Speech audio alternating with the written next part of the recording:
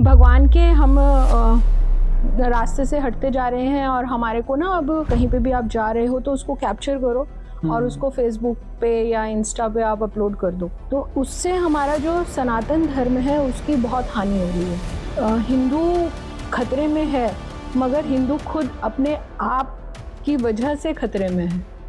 उसको कोई और खतरे में नहीं डाल सकता, क्योंकि जो बच्चे जो है ज़्यादातर व्यूज़ के पीछे भाग रहे हैं, लाइक्स के पीछे भाग रहे हैं। हम बुक्स के पीछे नहीं है। जो हम जब छोटे थे तब हम पार्क में जाके खेलते थे, राइट। आज की डेट में जो इस टाइम चल रहा है वो है डिनायल।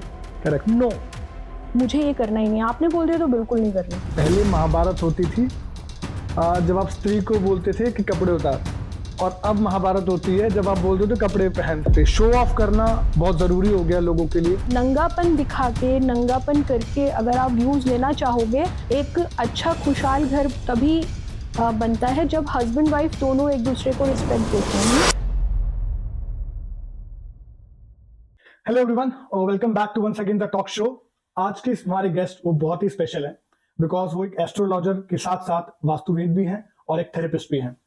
इन सब खूबियों के अलावा भी वो एक स्पेशल चीज के बारे में हम बात करने वाले हैं। आज हम बात करने वाले हैं कि कैसे मॉडर्नाइजेशन की वजह से हमारे सनातन धर्म में बहुत सारी चीजें हम छोड़ते जा रहे हैं और अपनी रूट से हिलते जा रहे हैं। सो मैं आप दो लोगों का ज्यादा टाइम वेस्ट नहीं करूंगा and would like to welcome astrologer Alka Sharma. नमस्ते मैम। नमस्कार मैम कैसे हैं आप? मैं एकदम अच्छी हूँ, थैंक यू सो मच मुझे बुलाने के लिए। और मैं एस्ट्रोलॉजी के साथ साथ जो मेरा फर्स्ट डायमेंशन है आज की डेट में वो है श्री माँ वैष्णो दरबार गढ़ी हरसरूप, जो कि गुड़गांव के अंदर एक मिनी वैष्णो देवी है। तो मैं उसकी सह संचालिका हूँ। उसकी जो स्थापना है वो मेरी माता जी ने, साध्वी पूनम माता जी ने की है, और आजकल उसको थोड़ा सा मैं भी समय देती हूँ। और आज मंदिर में जब मैं होती हूँ तो सबसे ज्यादा जो मेरे को एक चीज खराब लगने लगी है वो है सेल्फी। ओके। हम भगवान के हम रास्ते से हटते जा रहे हैं और हमारे को ना अब सिर्फ एक ही चीज समझ में आती है कि जो भी चीज आप देख रहे हो या कहीं पे भी आप जा रहे हो तो उसको कैप्चर करो और उसको फेसबुक पे या इंस्टा पे आप अपलोड कर दो। तो उससे हमारा जो सनातन धर्म है उसकी बहुत हानि हो रही है। इस वजह से जो हम बड़े हैं वो अपने बच्चों को सनातन धर्म की जो अच्छाइयाँ हैं, जो खूबियाँ हैं, वो बताने में नाकाम हो रहे हैं। तो मुझे लगता है कि एक ये पॉइंट जो है हमारे को सबको देखना है। मैं जहाँ पर भी जाती हूँ तो मैं एक बात बोलती हूँ कि हिंदू खतरे में है, मगर हिंदू खुद अपने आप की वजह से खतरे में है। उसको कोई और खतरे में नहीं डाल सकता, क्योंकि 1000 साल तक हमारे ऊपर कोई ना कोई राज करता आया। तब हम लोग कभी खतरे में नहीं हुए, तो आज क्यों? आज डिजिटल मीडिया बहुत अच्छा एक प्लेटफॉर्म है, इसके अंदर हम लोग बहुत कुछ अच्छा कर सकते हैं। मगर हमारे को ना ये देखना पड़ेगा कि ये जो डिजिटल मीडिया है वो कहीं मेरे बच्चों की जो प्रोग्रेस है, मेरे बच्चों का जो इंटेलिजेंशिया है उसको खराब तो नहीं कर रहा। अगर मैं उसके ऊपर ध्यान दूंगी, फोकस करूंगी, तो डेफिनेटली बहुत अच्छी चीज है। देखो अब कोविड हुआ था पीछे तो अगर हमारे पास ये डिजिटल प्लेटफॉर्म नहीं होता तो डेफिनेटली हमारे बच्चे नहीं पढ़ पाते। करेक्ट। तो वो बहुत ही अच्छी चीज है, मगर उसका इस्तेमाल अगर हम पॉजिटिव वे में करेंगे तो बहुत अच्छी चीज है, अगर हम नेगेटिव वे में करेंगे तो बहुत ही बुरा है। अभी रिसेंटली, अभी 3-4 दिन पहले मैं मंदिर में थी, तो हमारा जो मंदिर है वो बिल्कुल रेलवे ट्रैक के साथ में है। तो मैं वहां पर कभी बाहर निकलती हूँ तो देखा 5-6 लड़कियां ट्रैक के अंदर खड़े होकर डांस कर रही हैं और वो रील्स क्रिएट कर रही हैं। आप बताओ, आप अपनी सेफ्टी सबको आपने दांव पे लगाया है। और इतने ये अनफॉर्चुनेट इंसिडेंट होते हैं जहां पर बच्चे अपनी लाइफ खत्म कर देते हैं, और सिर्फ किस लिए? क्योंकि हमें रील बनाना है, व्यूज चाहिए, मुझे लाइक्स चाहिए।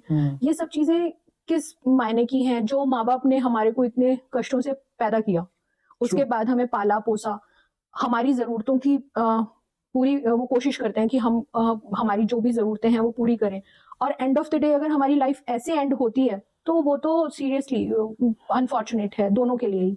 क्योंकि हो सकता है आप बड़े होके APJ अब्दुल कलाम होते, नरेंद्र मोदी होते, या कोई भी बड़ी अच्छी पर्सनैलिटी हो सकते थे जो आपका समाज में योगदान होता, मगर वो अनफॉर्चुनेट डेथ की वजह से चीजें खत्म हो जाती हैं। तो हम जैसे आप बोल रहे हैं तो कहाँ लूज कर रहे हैं हम? तो हम जो बच्चे जो है ज्यादातर व्यूज के पीछे भाग रहे हैं, लाइक्स के पीछे भाग रहे हैं। हम बुक्स के पीछे नहीं है। जो हम जब छोटे थे तब हम पार्क में जाके खेलते थे, राइट। तब मोबाइल नहीं था, बट पूरे दिन हम खेलते रहते थे, माँ बाप जबरदस्ती बुलाते थे। हाँ, इन चीजों से भी बचते रहते थे। हमारा ध्यान पढ़ाई में भी था, हमारा ध्यान खेल कूद में भी था। लेकिन आजकल या तो बच्चा घर के अंदर तब भी मोबाइल में ही है, और बाहर है तो भी मोबाइल के अंदर ही है। असल में ना हम लोग जब 50-60 साल पहले ना हमारा एक तरीका था लाइफ का, और हम थे यस मैन वाले, ठीक है। हमारे माँ बाप ने, हमारे गुरुओं ने जो भी बोल दिया उसको हमने बिल्कुल आंख बंद करके True. ओबे करना है। उसके बाद हमारा थोड़े टाइम के बाद एक ट्रांसफॉर्मेशन हुआ सोसाइटी के अंदर, जिसके अंदर चीजें हुई कि हम लोग बात करने लगे, संवाद, कि पहले कोई भी चीज है तो हम डिस्कशन पे लेके आएंगे उसको, कि हम पेरेंट्स हैं और बच्चे, तो वो आपस में पहले बात करेंगे। फिर भी बच्चे ये होते थे कि ठीक है, मैं आपसे सहमत नहीं भी हूँ तो भी मैं वो काम करूंगा। उसके बाद सोसाइटी में फिर एक चेंज आया, उसके अंदर हुआ आर्ग्यूमेंट। तो आर्ग्यूमेंट होना शुरू हुआ कि आपको मंदिर जाना है, क्यों जाना है, आपको मंगलवार को नॉनवेज नहीं खाना, क्यों नहीं खाना, है ना। तो ऐसे वाले आर्ग्यूमेंट शुरू हुए। आज की डेट में जो इस टाइम चल रहा है वो है डिनायल। नो, मुझे ये करना ही नहीं, आपने बोल दिया तो बिल्कुल नहीं करना। तो जब तक सोसाइटी को हम वापस एक मॉडरेट प्लेटफॉर्म पे तो लेके जा ही सकते हैं ना। अगर हम वहां पर नहीं लेके जाएंगे बच्चों को, तो बच्चे तो कैसे समझेंगे कि मेरे लिए क्या सही क्या गलत, कितना सही है। वो अमाउंट कौन तैयार करेगा? वो पेरेंट्स ही कर सकते हैं, वो टीचर्स ही कर सकते हैं। आज की डेट में हमें कोई पैरामीटर सेट करने वाला नहीं है कि आपके पास मोबाइल है तो वो कितना जरूरी है आपके लिए, तो वो पेरेंट्स का दायित्व बनता है। छोटे छोटे बच्चों को हम लोग, जैसे ही 1 साल का बच्चा होता है, हम क्या करते हैं, हाथ में मोबाइल दे देते हैं, क्योंकि मेरे को घर में काम करना है या मुझे ऑफिस का काम करना है। अब वो बच्चे को तो आदत आपने डाली है ना, बच्चा खुद थोड़ा ना मोबाइल सीख के आया है। तो माँ बाप को खुद देखना पड़ेगा कि मेरे बच्चे के लिए क्या इंपॉर्टेंट है। आज जब माएँ मंदिर में आती हैं हमारे पास, तो मैं उनको यही बोलती हूँ, पहली बात तो हम सभी अभिमन्यु हैं, जो मेरे बच्चे हैं वो भी अभिमन्यु हैं, मैं भी अभिमन्यु हूँ। मैंने जो अपने माँ की कोख में समझा था, सीखा था, मैं वो ही कर रही हूँ। अब मैंने क्योंकि आजकल मोबाइल का जमाना है, लैपटॉप्स का जमाना है, तो हमने उसके ऊपर काम किया 9 महीने के अंदर। तो मेरा बच्चा आधा तो तैयार होके आया, अब तो सिर्फ उसको एक मोबाइल चाहिए। तो वो जब इतने अच्छे से स्वाइप करता है तो देख के हैरान हो जाते हैं कि 1 साल के बच्चे को कैसे पता है कि ऐसे करना है। राइट। तो अब अगर मैं अपने करियर को ही फोकस करूंगी तो कहीं ना कहीं मातृत्व जो है वो छूटता जा रहा है, तो संस्कार कहाँ से देंगे हम लोग? तो थोड़ा हमें बैलेंस तो करना पड़ेगा। ठीक है, आप करियर ओरिएंटेड होना भी चाहिए। इतनी मेहनत से आज औरतों ने ये स्वतंत्रता पाई है कि हम लोग भी अपनी लाइफ को एक अच्छे से शेप अप कर सकें, पहले जैसा नहीं है हमारा। मगर साथ साथ हमें ये भी देखना है कि जिस दिन मैं माँ बनती हूँ ना, तो उसमें मेरा मातृत्व का भी एक दायित्व है। अगर मैं उसको भी साथ में लेके चलूंगी तो मैं और मेरा बच्चा दोनों ही ब्लॉसम करेंगे। वो दोनों की जो नर्चर होगा ना, वो बहुत ही खूबसूरत होगा, जो कि घर में भी सभी उसकी तारीफ करेंगे और बाहर भी समाज में भी सबको अच्छा लगेगा कि क्या कमाल की परवरिश की है बच्चे की। और माँ को भी ब्लेसिंग्स मिलती हैं कि आप ब्लेस्ड हो ऐसे चाहे बच्चे पाकर। तो ये चीजें तो हमें देखना ही है। इनफैक्ट मैंने भी ऑब्जर्व किया है, लोग क्या करते हैं, बच्चों को कहते हैं पढ़, लेकिन खुद मोबाइल में लगे हैं। अब आप बच्चों को जबरदस्ती फोर्सफुली कह रहे हो बुक लेके बैठ और मैं देखूंगी मोबाइल, चाहे मुझे काम ही करना हो। बट वही बात है ना, action speaks louder than words. अब वर्ड तो बोल रहे हो, लेकिन जो आपका एक्शन है वो तो कॉपी करेगा। बिल्कुल। तो सच बताऊं तो इस चीज को देख के ना, मैंने अब बुक सारी बाहर निकाल ली। मैं अब रोज आधा घंटा सोचता हूँ कि बैठ के पढ़ूं, ताकि उसको दिखे कि हाँ भाई मम्मी पापा पढ़ रहे हैं, and then I can say कि बेटा देखो मैंने तो पढ़ रहा था ना, अब आपकी बारी है पढ़ने की। बिल्कुल। ये चीज जब मेरी बेटी हुई तो उस टाइम मेरे को वो हमेशा बुक्स में देखती थी, चाहे मैं कुछ भी पढ़ रही हूँ, मगर मेरे हाथ में किताब होती थी। तो आज भी मतलब जब उसका अपना +2 का रिजल्ट आया तो मेरी बेटी ने भिवाड़ी टॉप किया, और मैंने उसको पूछा कि बेटा क्या चाहिए? मम्मा मेरे को ना 100 बुक्स चाहिए। मेरे को अपनी लाइब्रेरी स्टार्ट करनी है। तो ये चीज जो है ना, ये तभी पॉसिबल है जब आप अपने आप को एग्जाम्पल बनाते हो। हमारे जो सोसाइटी का एक प्रॉब्लम चल रहा है वो ये चल रहा है कि हम एग्जाम्पल दूसरों को दिखाते हैं कि देखो उसका बच्चा, देखो उसके माँ बाप, देखो उसको, देखो भाई मुझे क्या प्रॉब्लम है? क्यों मैं अपने आप को डिसिप्लिन में नहीं रखना चाहती हूँ? अगर मैं खुद को एग्जाम्पल बनाऊंगी अपनी फैमिली के लिए, अपने बच्चों के लिए, तो उससे अच्छा तो कुछ और हो ही नहीं सकता, क्योंकि वो आपको क्लोजली देख रहे हैं। दूर वाले को तो सिर्फ आप देख रहे हो, टीवी के ऊपर देख रहे हो, या आप कहीं मास मीडिया में देख रहे हो, या कहीं सुन रहे हो।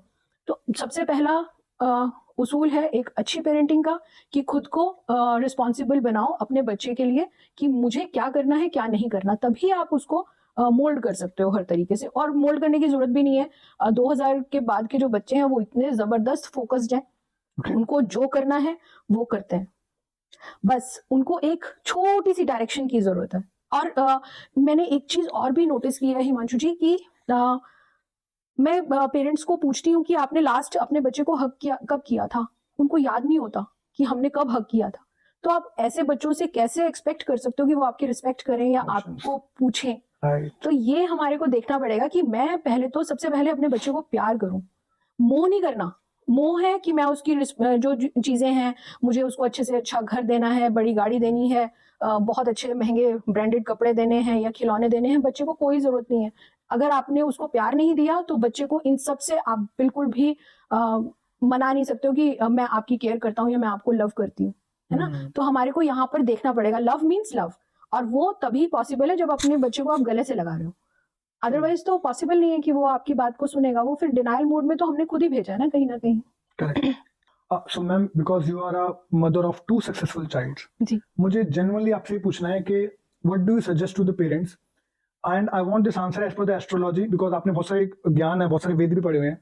सबसे पहले माँ बाप को बच्चा जब उठता है सुबह सुबह, छोटा होता है या फिर एक यंग छोटा बड़ा हो रहा है धीरे धीरे, क्या करना चाहिए? जैसे आपने बोला गले लगाना, तो ऐसे ही बच्चा सबसे पहले कोई कहता है कि धरती माँ को छुओ, कोई कहता है मंत्र पढ़ो, but what do you want to say about this? सबसे पहले जब आप अपने बच्चे को जगाने चाहते हो ना, तो उसके सिर पे ना हाथ फेरो, उसको पुचकारो, है ना।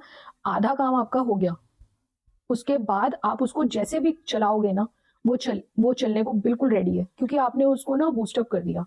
अगर आप चिल्लाते हुए जाओ, चलो उठो, टाइम हो गया, लेट हो गया, वो लेट क्यों हुआ? क्योंकि मैं लेट उठी, है ना। तो अब अगेन यहाँ पर बात वही आ गई कि मुझे सबसे पहले तो खुद डिसिप्लिन में आना पड़ेगा। बच्चे कभी भी गलत नहीं होते, बच्चों के अंदर कोई भी कमी है तो वो माँ बाप की देन है। बच्चे में अगर संस्कार हमारे हैं, बच्चे के अंदर अच्छाइयां हम लोग ओन करते हैं, है ना, कि देखो मैंने इसकी परवरिश करी है, तो उसकी गलतियों को भी ओन करो कि ये मेरी वजह से है।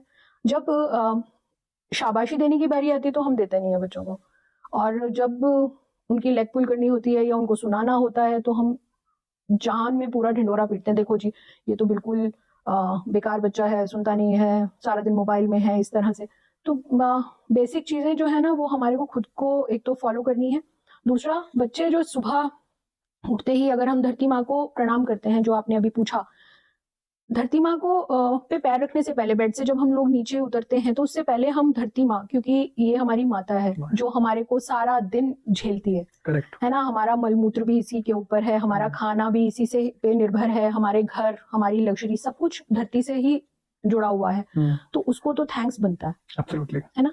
तो मुझे लगता है कि अगर हम भगवान जो पंच तत्व है, भूमि, आकाश, गगन, वायु और नील, है ना, तो अगर हम इनको प्रणाम करते हैं अपने पंच तत्व को, तो हमारी लाइफ ऑटोमेटिकली बैलेंस हो जाती है, क्योंकि हम किसी भी चीज को खराब नहीं करेंगे ना। उसके बाद हमें, हमारे लिए सभी पूजनीय हैं। अभी धरती माँ को सिर्फ छू लेने भर से काम नहीं चलेगा। जब आप कूड़ा फेंकते हो इधर उधर, तो फिर आप उसको अब्यूज कर रहे हो, है ना। उसको किसी भी तरह से गंदगी फैला रहे हो। हम पार्कों में जाते हैं तो क्या करते हैं हम, कहीं पे भी थूक दिया, कहीं पे भी कुछ भी फेंक दिया, तो वो हम लोग उसको अब्यूज कर रहे हैं। तो इन सब चीजों को करने से बचना है। हमारे जो बुजुर्ग थे ना, उन्होंने अगर कोई भी चीज बनाई है ना, कुछ भी उन्होंने कोई रूल्स बनाए हैं ना, तो वो बहुत सोच समझ के बनाए हैं। बस उन रूल्स को ना समझना आना चाहिए कि उन्होंने क्यों don'ts and dos and don'ts की एक लिस्ट बनाई, जिसमें डोंट्स बहुत सारे हैं, है ना। तो बस उन डोंट्स को समझ लो एक बारी, तो आपको उसकी खूबसूरती पता चलेगी कि जो हमारे बुजुर्ग थे वो कितने समझदार थे, जिन्होंने वर्षों पहले आज के समाज को देखते हुए डोंट्स की एक लिस्ट बनाई थी कि ये नहीं करना।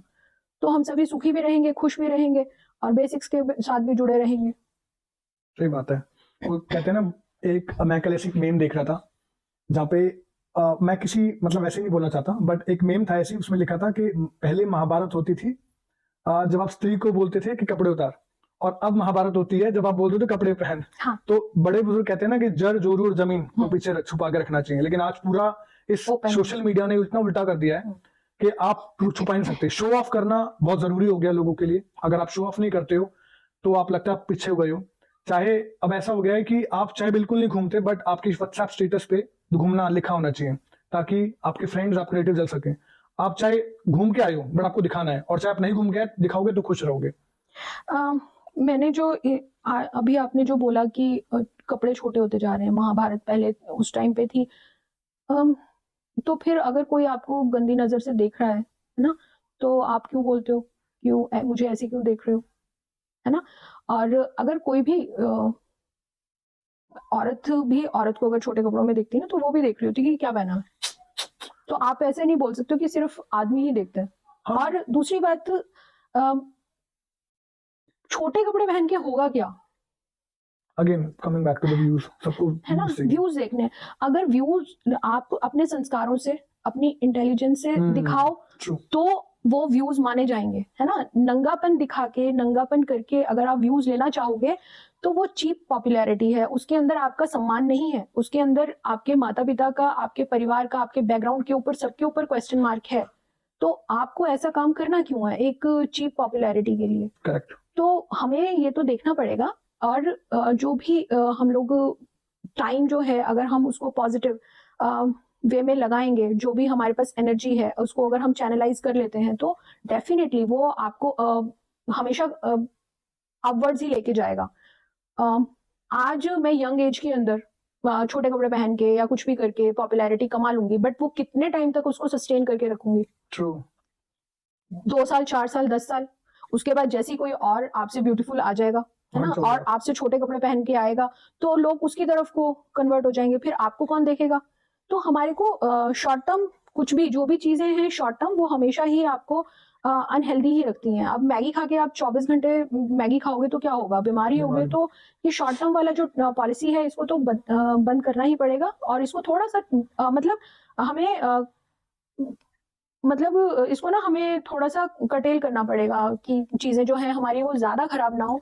रहो दिखो, मगर एक दायरे में आके अपने आप को दिखना चाहेंगे तो वो अच्छा रहेगा।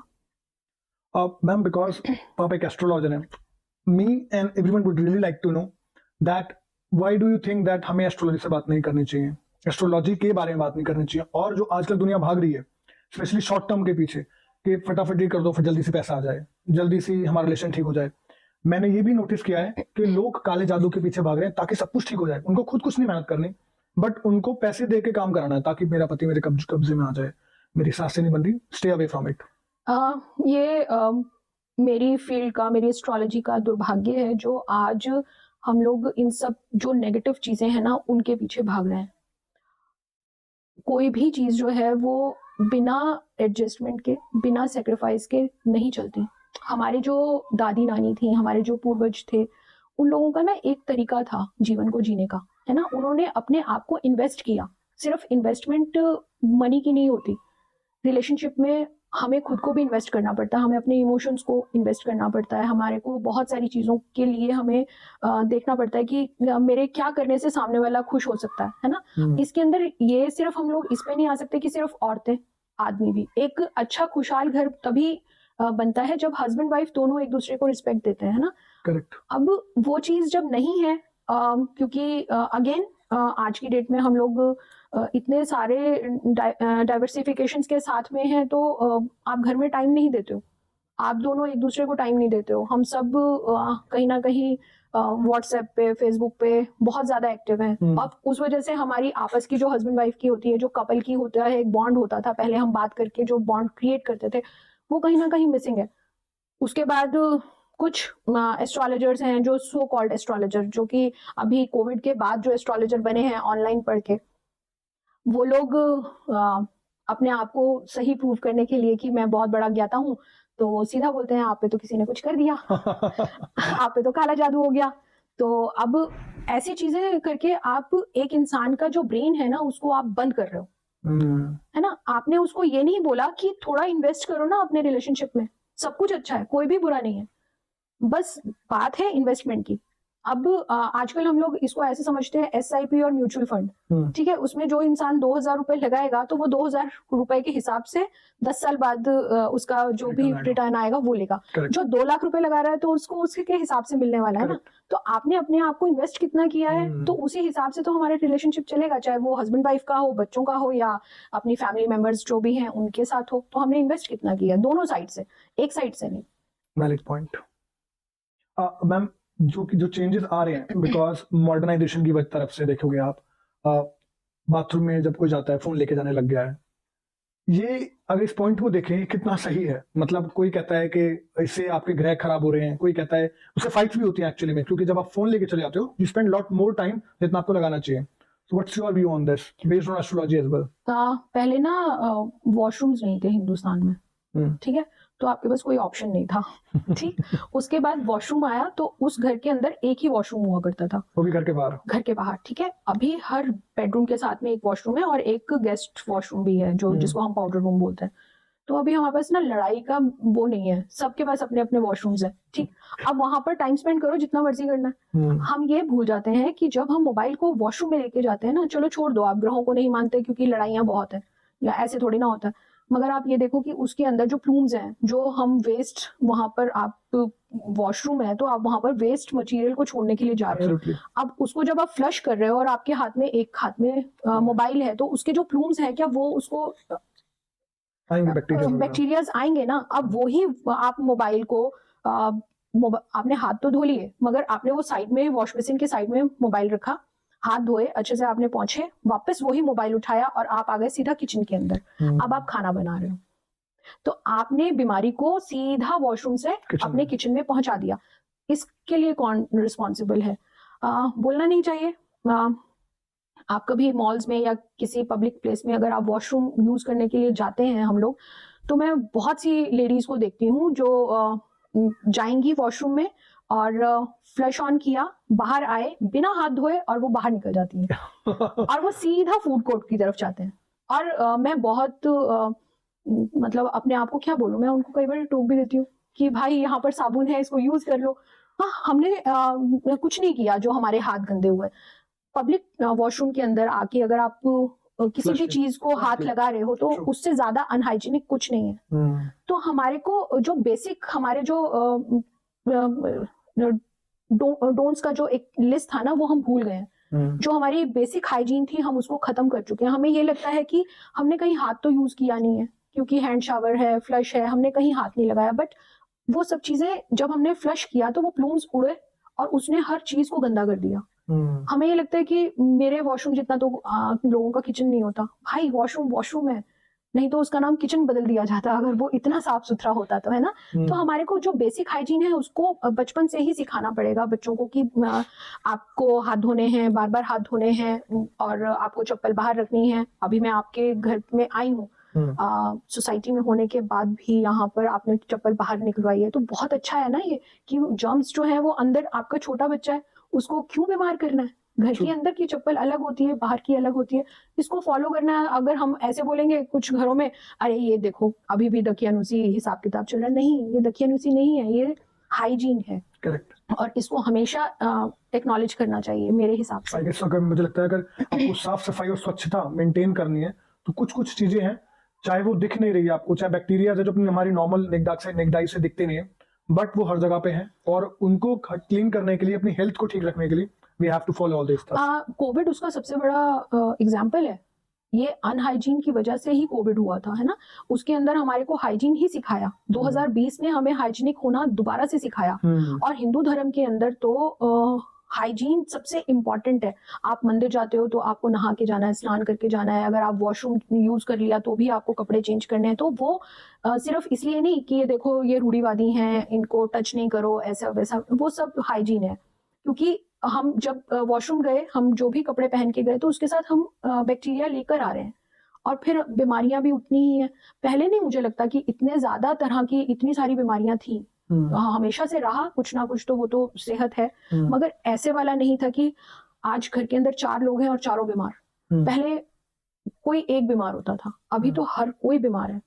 तो वो सब चीजें तो हाइजीनिक कंडीशंस की वजह से ही हैं। एब्सोल्युटली।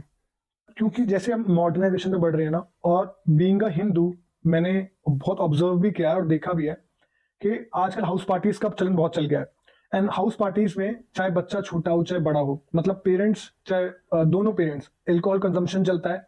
और क्योंकि हमने हाउस पार्टी जब हम छोटे थे, हम टीवी सीरीज में देखते थे इंग्लिश चैनल्स में, अब वो हमने अडॉप्ट कर लिया है। स्पेशली जिस जनरेशन में मैं हूँ, मेरे बहुत सारे फ्रेंड हाउस पार्टीज करते हैं, एल्कोहल कंजम्पशन चल रही है, बच्चे छोटे छोटे हैं, स्मोकिंग चल रही है, वो भरा हुआ है घर में धुआं।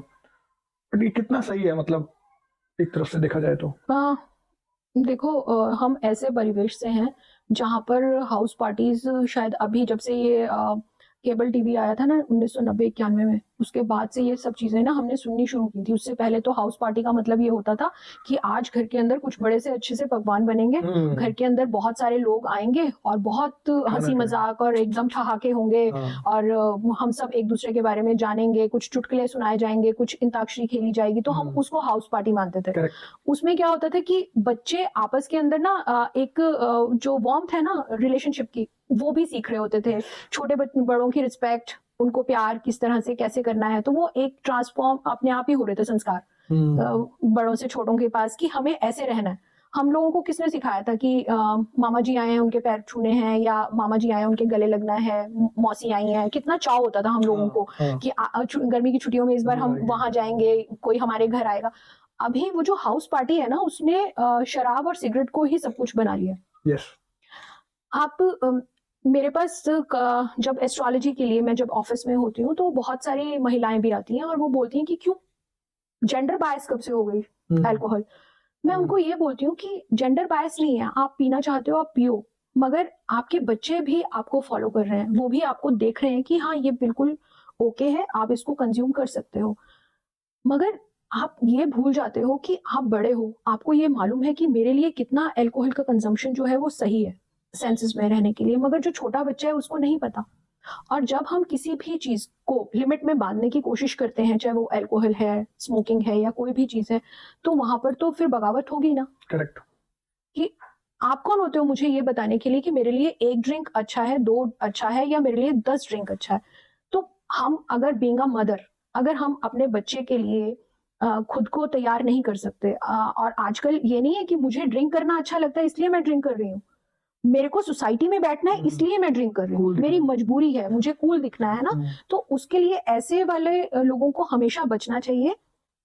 कभी भी सोसाइटी के पीयर प्रेशर में आकर कोई भी ऐसा काम ना करो जो आपको आपकी आत्मा गवाही नहीं देती है। जिसका आपको अच्छा लग रहा है करना, आप करो, मगर पीयर प्रेशर में आकर मत करो। और दूसरी बात, मैं लेडीज को इसलिए भी मना करती हूँ क्योंकि हमारा डीएनए जो है वो भी तो कहीं ना कहीं इम्पैक्ट हो रहा है उससे। और अगेन अगर मेरा बॉडी साफ होगा, अच्छा होगा, क्लेंस होगा, तो मेरा जो बच्चा है, मेरा जो फीटस होने वाला है, वो भी तो उतना हेल्दी होगा ना। अभी बोलते हैं क्यों बाप भी तो ड्रिंक्स ले रहा है। अभी क्या है कि 50% इम्पैक्ट आ रहा है, अगर हम दोनों पियेंगे तो 100% इम्पैक्ट होगा ना। तो फिर उससे ज्यादा नुकसान होगा या कम होगा? तो अगर मातृत्व, एक माँ बनना तो बहुत आसान है, मगर माता बनना बहुत मुश्किल है। और माता बनने के लिए सेक्रीफाइस आपको बाकी सब जगह पर आपको एडजस्टमेंट करना होता है, मगर अपनी औलाद के लिए आपको सेक्रीफाइसेस भी करने होते हैं। चाहे उसके लिए जो भी सोसाइटी है जो आपको बोल रही है कि नहीं, अगर आपको यहाँ पर बैठना है तो आपको ड्रिंक करना है, तो मुझे नहीं लगता कि वो सोसाइटी आपके लिए एक हेल्पफुल सोसाइटी है, वो आपके लिए हार्मफुल है। क्योंकि वो चाहती है कि आप कुछ ऐसा करो कि आपका पूरा डीएनए आगे वाला जो है वो खराब हो जाए। तो कभी भी प्रेशर में नहीं आना चाहिए। दोस्त जो है, पहले मतलब मेरे फादर बोलते थे कि बेटा दोस्त ऐसे होते हैं कि शराब के लिए पैसे दे देंगे लेकिन घर के आटे के लिए पैसे नहीं देंगे, क्योंकि वो चाहते हैं कि आप एक बार शुरू तो करो, फिर आगे सब कुछ पैसा खत्म हो जाएगा। मैम इस कॉन्वर्सेशन में ना मेरी एक बार कॉन्वर्सेशन हुई थी इस बारे में, और मुझे जो सामने से आंसर आया वो ये आया कि शराब एक तो वेज से बनती है, दूसरा जब वेज से बन रही है तो क्या गलत है, और जो हमारे देवता भी पीते थे हिंदू में, इस पे क्या answer ma'am? I remain quite on that point. देखो, जब भी हम लोग किसी भी चीज के लिए अपने आप को निर्दोष करना होता है ना, तो हम दूसरे पे दोष डाल देते हैं, क्योंकि वो ऐसा करते थे इसलिए हम ऐसा कर रहे हैं। क्यों बचना है ब्लेम है ना? तो ब्लेम जब हम दूसरे के ऊपर ट्रांसफर कर रहे हैं ना, तो इट मीन्स आपको अपने लिए एक स्पेस चाहिए कुछ भी गलत करने के लिए, तो आप उसके लिए एलिजिबल नहीं हो जाते। कि जो भी हमारे जो ग्रंथ है ना, मैं कई बार पहले भी ये बात बोल चुकी हूँ, उनको जो हमने इंटरप्रेट किया है ना, अनुवाद किया है जो उनका, वो बहुत ही गलत है। अगर कभी आप किसी संस्कृत के ज्ञाता के साथ बैठ के अब उनके अनुवाद सुनते हैं ना, तो एकदम आपके ना गूज़बम्स आ जाते हैं कि अच्छा मीनिंग इसका ये है, मगर हम तो किताबों में ये पढ़ रहे हैं जो उनका ट्रांसलेशन हुआ। तो ये सारा का सारा कसूर हमारी वो जो ट्रांसलेशन हुई है ना, उसकी वजह से एक नेगेटिव इम्पैक्ट जा रहा है सोसाइटी के अंदर। हमारे तो हर चीज का एक मीनिंग है, उसको समझने के लिए, उसको समझाने के लिए ना तो आज वो गुरुज हैं, ना ही पेशेंस है, क्योंकि आजकल तो व्हाट्सएप यूनिवर्सिटी का जमाना है, जो इजीली हमारे को पहुंच गया, और जिसकी रील्स पे ज्यादा लाइक्स आ गए तो हमें तो वही रील देखनी है। Correct. जिसके पास 5, 10, 50 लाइक होंगे, हम उस रील को खोलते भी नहीं है। तो ये तो हमारा दुर्भाग्य है ना, शॉर्ट टर्म के ऊपर आ गए हैं हम लोग। और जो हमारी जैसी बात होती है वहां पर तो वैसे ही लोग इन्वेस्ट नहीं करते अपने टाइम को। कितनी सारी चीजें खराब होती जा रही हैं, राइट, बिकॉज रॉन्ग पेरेंटिंग और मॉडर्नाइजेशन की वजह से चीजें, हमारा डीएनए खराब हो रहा है, राइट, हमारी आगे की जनरेशन खराब हो रही है। कैसे ठीक कर सकते हैं ताकि हमारे फ्यूचर, हमारे भविष्य अच्छा हो जाए? इसके लिए आज तक कभी किसी ने बात नहीं करी है डीएनए को ब्लेसिंग्स के लिए। Okay. जब भी हम लोग सुबह उठते हैं ना, तो हमें सबसे पहले अपने डीएनए को ब्लेस करना चाहिए, ताकि मेरी जो आने वाली जनरेशन्स हैं वो बहुत ही कमाल की हों, है ना, इंटेलिजेंस में भी, हेल्थ में भी, कैरेक्टर में भी। तो हम लोग भूल जाते हैं कि हमें खुद को भी ब्लेसिंग देनी है। हमें खुद के आने वाले जो हमारी जनरेशन्स हैं उनको भी हम ब्लेस कर सकते हैं। क्यों? क्योंकि एक माँ के अंदर ना, मैं अपनी नानी के गर्भ में भी थी और मैं उनकी नानी के गर्भ में भी थी, क्योंकि हम लोग तो एग है ना। करेक्ट। तो अगर मैं आज अपने आप को अगर ब्लेसिंग देती हूँ जिस टाइम, तो मेरा आने वाला जो वंश है वो भी तो ब्लेस्ड रहेगा ना। तो हम लोग आजकल ना अपने साथ टाइम स्पेंड नहीं करते हैं। आजकल हम लोग सिर्फ और सिर्फ बाहर की दुनिया में तो है, मगर मुझे खुद के लिए भी तो चाहिए सेल्फ लव, सेल्फ केयर और सेल्फ ब्लेसिंग। क्योंकि सेल्फ ब्लेसिंग से अच्छी तो कुछ और हो ही नहीं सकती ना, कि मैं खुद को आशीर्वाद देती हूँ, है ना। तो उसके अंदर तो मेरा पूरा का पूरा जो बॉडी है, वो उसका जो रोम रोम है, वो सारा का सारा खुद को आशीर्वाद देगा ना। तो उससे मेरा जो डीएनए है वो भी अच्छा रहेगा, हेल्दी रहेगा। नहीं तो डीएनए जो है हमारा डेफिनेटली पॉल्यूशन की वजह से और बहुत सारी चीज़ें हैं जो उसको चेंज कर रहा है। हमारा अपना जो मेंटल चेंज आ रहा है, हमारा सोचने का नज़रिया, ये सब चीज़ें तो उसको खराब कर ही रहा है। तो हेल्दी रहने के लिए तो खुद के लिए ब्लेसिंग बहुत इंपॉर्टेंट है। तो कैसे देनी चाहिए मैम एग्जैक्टली? कुछ हमें सुबह सुबह अपने आप को अच्छा बोलना चाहिए, that what you are saying? पता है क्या, देखो, अगर मैं खुद को ही अच्छा नहीं बोलूंगी, मुझे वैसे तो कोई और अच्छा बोल ही नहीं रहा। क्योंकि आजकल किसी के पास टाइम नहीं है कि आपको कोई दुलार करे, आपको प्यार करे, है ना। हर कोई भाग दौड़ में लगा हुआ है। तो कम से कम मैं खुद को तो प्यार कर लूं, मैं खुद को तो 2 मिनट के लिए ब्लेसिंग दे दूं कि मेरी आने वाली जो जनरेशन हैं वो ब्लेस्ड रहें, वो हेल्दी रहें, है ना। उनको, उनके ऊपर किसी भी तरह का कोई कष्ट ना आए। और माँ बाप के अंदर इतनी ताकत होती है कि वो अपने बच्चों को हर तरह से ब्लेसिंग्स दे सकते हैं, और वो उनकी ब्लेसिंग्स काम भी आती हैं। मैं हमेशा हर किसी को कहती हूँ कि आपके पास बैंक बैलेंस हो या ना हो, मगर आपके पास, आपके अकाउंट में ना ब्लेसिंग्स का बैलेंस हमेशा होना चाहिए। तो वो आपको किसी भी कठिन से कठिन रास्ते पे भी बहुत आराम से निकाल के ले जाता है। कहते हैं ना, पहले की जो दादी माँ होती थी ना, उनके पैर छू लो ना तो इतने सारे आशीर्वाद मिलते थे, और उस आशीर्वाद से ना आपकी कितनी विपत्तियां तो आने से पहले खत्म हो जाती थी, क्योंकि उनकी ब्लेसिंग्स आपके रहती थी। अब आजकल की दुनिया मेजरली पैर छूना और हाथ जोड़ना तो बंद कर चुकी है। Majorly they believe on hug and hello hi करके बिलीव करते हैं। देखो, पता है क्या, कहीं ना कहीं उसमें गलती हमारी भी है, क्योंकि हमने एक जो वेस्टर्नाइजेशन अपना लिया है, तो उसके अंदर हमने उनको हलो करते हुए देखा है, हमने उनको गले लगते हुए देखा है। गले भी ऐसे वाला नहीं लगते हैं जिसके अंदर इमोशंस हो, है ना, हाफ हग किया और हो गया, ग्रीट हो गया। तो इसके अंदर जब तक आप कहीं झुकोगे नहीं तो कुछ मिलेगा कैसे।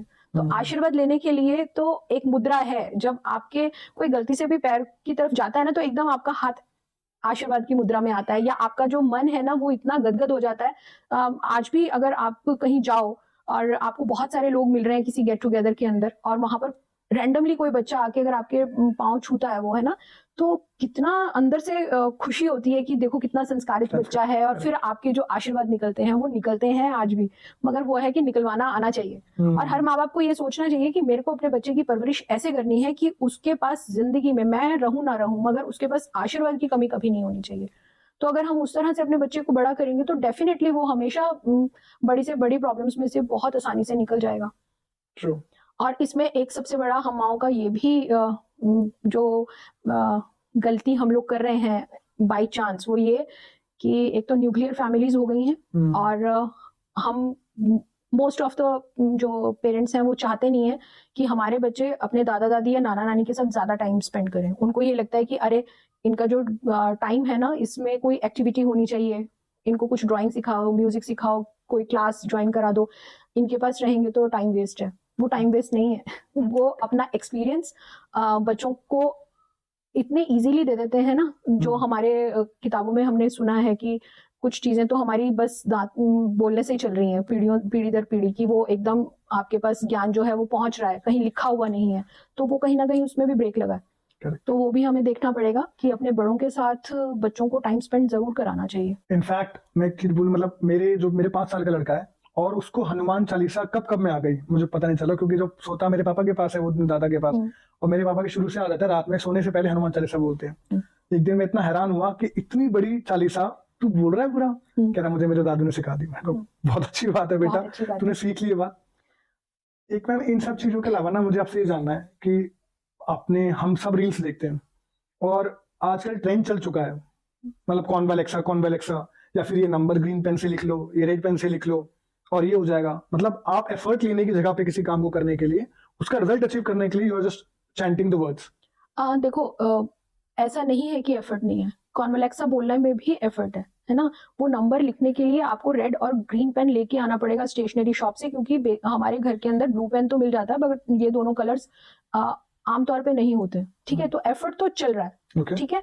और दूसरी बात, अगर किसी को कुछ करने से अच्छा फील हो रहा है या कोई रिजल्ट मिल रहा है तो हमें उससे क्या प्रॉब्लम, ठीक। अब बात रही कॉन्वेलेक्सा की या नंबर्स की, तो उसके अंदर जब हम कोई भी चीज लिखते हैं या बोलते हैं ना, तो हमारा जो फोकस है ना उस पूरा का पूरा कॉन्सेंट्रेट हो जाता है, ठीक है, वो डाइल्यूटेड नहीं रहता। तो जब भी हमारा फोकस एक चीज के ऊपर, जिसको हम मैनिफेस्टेशन भी बोलते हैं, वो पॉजिटिव हो रही है किसी भी शब्द को बोलने से, तो हमारे को तो मैनिफेस्टेशन पूरा कराना है, वो कैसे भी करके हो, चाहे वो टीवी बोल के भी हो जाए, वो मोबाइल बोल के भी हो जाए। तो मेरा तो फोकस जो है, मेरे को उसको कॉन्सेंट्रेट करना है ना। तो इसलिए लोगों के काम होते भी हैं, मैंने बहुत सारे लोगों को देखा है, सुना भी है, क्योंकि हमारी फील्ड ऐसी है। तो उसके अंदर बहुत सारे लोग हैं जो नंबर्स देते हैं और उनके नंबर्स सीरियसली काम करते हैं लोगों के लिए। वो इसीलिए करते हैं क्योंकि हमारा जो सबकॉन्शियस है वो पूरा एक साथ हो जाता है उस चीज को पाने के लिए। अभी मतलब मुझे मैंने आपको शुरू में, जब हमारी कॉन्वर्सेशन शुरू हुई थी, तो मैंने आपको कहा था कि कोई मार्गदर्शक नहीं है ना। आपको कोई कैसे भी करके अगर एक डायरेक्शन में डाल देता है ना, तो फिर आप अपना पूरा 100% उस डायरेक्शन की तरफ लगा देते हो उस चीज को अचीव करने के लिए, तो वो चीज अचीव हो जाती है।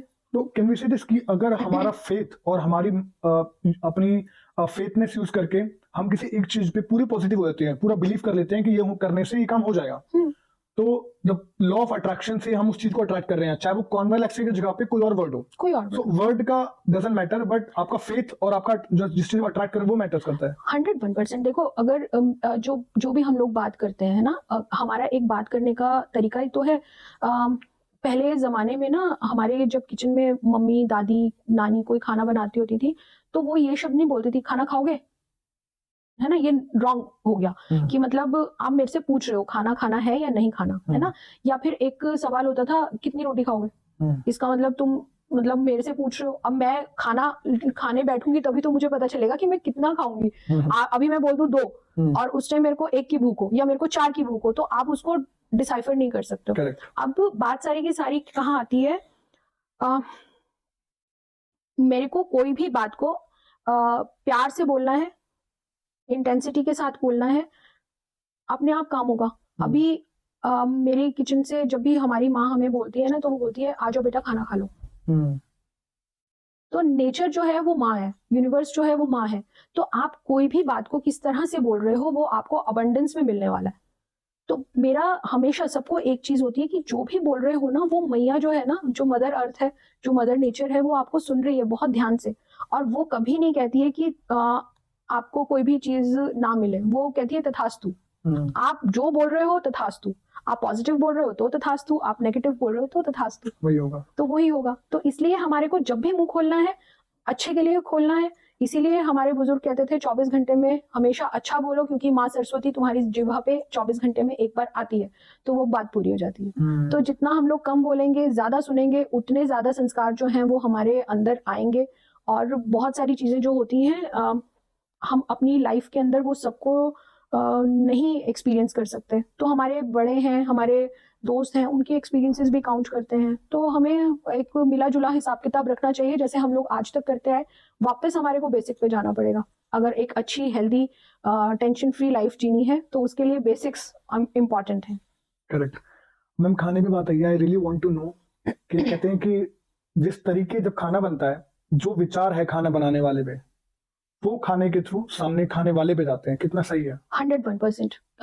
मेरे पास जब भी मंदिर में कोई आता है या फिर मेरे ऑफिस में कोई आता है तो मैं हमेशा हर माँ को ये बोलती हूँ, जब भी आप किचन में हो या फादर, आजकल तो हर कोई कुकिंग करता है, तो मैं उनको यही बोलती हूँ कि जब भी आप कोई भी दोनों में से कोई भी कुकिंग कर रहे हो तो कोई भी मंत्र सुनो, मंत्र उच्चारण करो या कोई भजन गाओ। अच्छा। उससे क्या है कि एक तो वो जो खाना है ना वो प्रसाद बन जाता है, उसके अंदर का जितना भी नेगेटिविटी होती है वो खत्म हो जाती है, क्योंकि आप जब एक अच्छे हैप्पी मूड के अंदर वो खाना बनाओगे तो वो कैसा भी खाना होगा ना वो एंड ऑफ मतलब कुकिंग टाइम में ना वो बहुत ही स्वादी बनने वाला है। ठीक है। तो हमेशा जब भी हम लोग मंदिर में जाते हैं ना भंडारे पे, तो वहां हम जब प्रसाद खाते हैं ना तो हम कहते हैं अरे कितना टेस्टी है ना।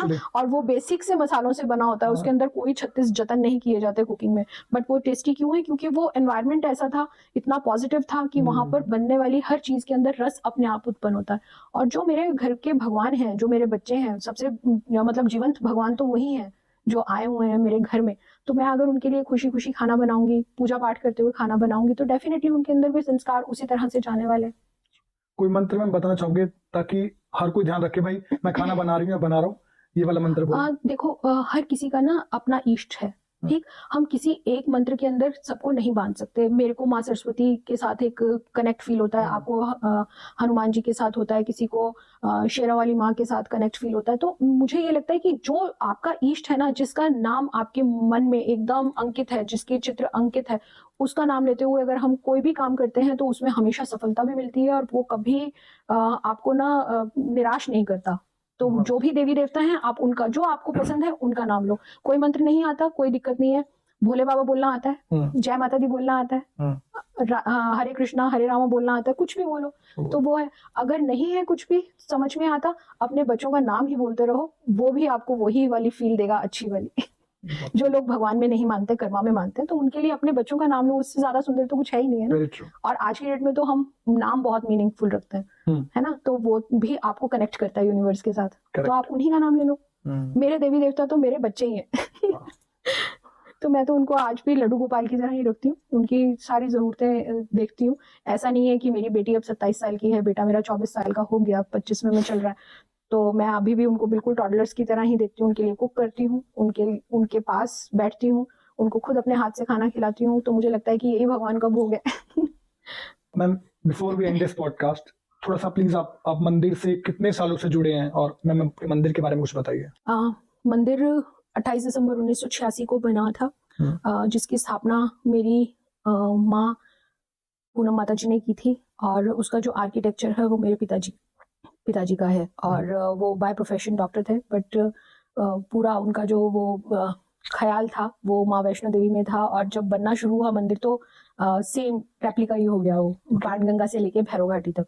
और आप जब जाएंगे तो वहां पर आपको सबसे पहले जैसे ही आप मंदिर में एंटर करते हो बाणगंगा जी के दर्शन होंगे, उसके बाद आप चरण पादुका जी पे आ जाएंगे, फिर आप गर्भजून में चले जाएंगे, वहां से निकलेंगे तो हाथी मत्था, फिर सांझी छत, फिर गुफा द्वार। तो जो वैष्णो देवी है, पूरा वैष्णो देवी। और जो गुफा द्वार है वो एग्जैक्टली सेम है जो पुरानी प्राचीन गुफा है, एग्जैक्टली सेम वैसे बनी है। तो मंदिर अपने आप में ही मिनी वैष्णो देवी धाम बन चुका है। और वहां पे नवदुर्गा मंदिर है, राम दरबार है वहां पर, और वहां पे गोवर्धन पर्वत जी का भी एक झांकी बनाई गई है। तो छोटी सी जगह है मगर बहुत अच्छा प्रयास किया है मेरे माता पिता ने, और मैं बहुत ब्लेस्ड हूँ कि मुझे भी अब मंदिर का संचालन जो है वो करने का मौका मिला है। और मैं आप सभी को और अपने दर्शकों को भी बोलूंगी कि मंदिर आओ, एक बार दर्शन करो। सबको मैं ये बोलती हूँ, एक माँ बैठी है पहाड़ों में बर्फों में, ये वाली गर्मी में तो ये प्लेन्स में है तो यहाँ पे गर्मी ज्यादा होती है, तो ये इस मैया के भी दर्शन करो। जो कि आपके बहुत पास में है और आपको अच्छा लगेगा। अभी जो मंदिर ने स्टार्ट किया है वो किया है एक चैरिटेबल डिस्पेंसरी जो नेक्स्ट ईयर 2025 जो कि 15-20 दिन बाद है, उस दिन से हम लोग पब्लिक के लिए ओपन कर देंगे। और फरवरी में 11 फरवरी को मेरे पिताजी की पुण्यतिथि है 2nd, तो उस दिन वैदिक सनातन स्थली वो भी हम लोग पब्लिक के लिए तैयार कर देंगे। लास्ट मंथ मैंने म्यूजिक स्कूल वहाँ पर शुरू किया है, क्योंकि जो मंदिर है गांव में है, तो यहाँ पर बच्चे हैं वो गांव के ही बच्चे हैं जो कि आरती पूजा सब करते हैं पंडित जी के साथ। तो मैंने कहा अब उनको थोड़ा सा तालीम भी दिला दी जाए गुरु से। तो अभी गुरु जी आते हैं उनको सिखाने के लिए, जो उनको वोकल भी सिखा रहे हैं और इंस्ट्रूमेंटल भी सिखा रहे हैं। बाकी भी जो आसपास के गांव के बच्चे हैं जो बाहर जाके किसी भी तरह की शिक्षा नहीं लेते में समर्थ, तो उनके लिए मैं अभी और भी चीज़ों को प्रयास कर रही हूँ। वोकेशनल क्लासेस के लिए भी सोच रही हूँ कि यहाँ पे मंदिर में कुछ वोकेशनल क्लासेस भी, उनको कुछ हुनर भी सिखाया जाए। और इन सब चीज़ों के साथ साथ एक पॉइंट ये भी है कि हम लोग जब हिंदू धर्म की बात करते हैं और बहुत सारी चीज़ों के ऊपर बात करते हैं, तो हमें ये भी सोचना पड़ेगा कि हमारे जो बच्चे हैं ना, उनको हमने हुनरमंद भी बनाना है। आज जितने भी हम लोग हैं, हम सब चाहते हैं, चाहे किसी भी लेवल पे हैं, कि मेरा बेटा डॉक्टर बने, इंजीनियर बने, या किसी ऐसी जगह पर हो जहाँ वो बहुत ही सम्माननीय जगह हो। और मगर हम कहीं ना कहीं इस चीज़ में लैग कर जाते हैं कि मेरे बच्चे के अंदर वो करने के लिए जज्बा है या नहीं है, हम उन पे ना थोप रहे हैं। तो वो मैं चाह रही हूँ कि उसको हम थोड़ा सा उसमें भी एक डाइवर्सिफिकेशन लेके आए कि बच्चों को, उनके पेरेंट्स को समझाएं कि आपका बच्चा जो करना चाह रहा है उसको हम वो करने देंगे तो वो ज्यादा सक्सेसफुल होगा, बजाय उस पर थोपेंगे तो वो नहीं कर पाएगा। और उसकी लाइफ जो है वो डेफिनेटली वो बहुत चैलेंजिंग होने वाली है। तो इसके लिए भी मंदिर जो है वो काम कर रहा है। बहुत इनफैक्ट बहुत सारे प्रयास कर रहे हैं मंदिर सोसाइटी के लिए, and we are very great कि you are kind of people like you are available in the society, जो कि इतना कुछ सोचते हैं हमारे सबके बारे में। मैम, मंदिर की लोकेशन मिस हो गई, अगर हम प्लीज आप बताएं तो कहाँ पे, अगर किसी को आना हो तो मंदिर कहाँ पे है? मंदिर जो है वो गुड़गांव के पास एक गांव है गढ़ी हरसरू, और ये जंक्शन है, यहाँ पे रेलवे स्टेशन है, इसी के बिल्कुल साथ में, इसी गांव के अंदर मंदिर है, फ्लाईओवर के बिल्कुल नीचे।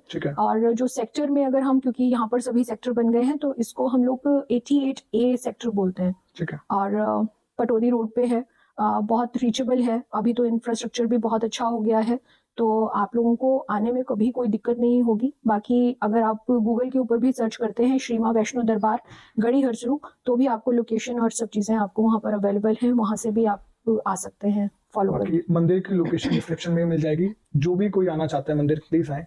And ma'am, thank you so much for being here and for such wonderful knowledge जो आपने दिया। थैंक यू सो मच, आपका बहुत बहुत धन्यवाद, आपने मुझे बुलाया, धन्यवाद। Thank you.